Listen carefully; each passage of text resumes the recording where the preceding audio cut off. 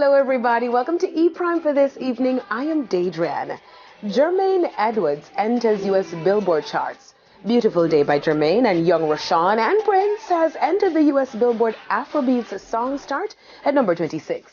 The song released in February. The newfound life given to the song since young Rushane's viral video 9 years later. Now, talking about charts, Jamaican producer Sean Contractor Edwards is also seeing more US chart success. This as I Am Star by a Lone Star featuring Ed Sheeran and DaBaby has entered the US iTunes Dance chart. The song sits at number 10. A Lone Star cousin to Ed Sheeran shared his excitement with E Prime. Good evening, Jamaica. Thank you for having me on. This is Jethro, a Lone Star Sheeran here. I'm so grateful for this accomplishment of my new song, I'm a Star, featuring my cousin Ed Sheeran and USA rap star DaBaby, has just reached number 10 and climbing in the USA dance charts. It's executive produced by Jamaica's own and my friend Sean Contractor Edwards and produced by Ugandan Billboard producer Herbert Skills.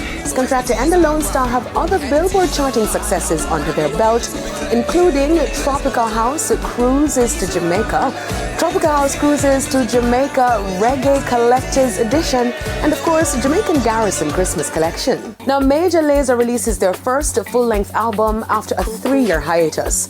Piano Republic, released on March 24, sees Major Lazer members Washi Fire and 8 Drums collaborate with South African duo Major League DJs. Piano Republic features a South African style of music called Amapiano. Now, Amapiano descended from the South African house. As such, the album is filled with Afro beats mixed with house music, electronic dance, and of course, dancehall.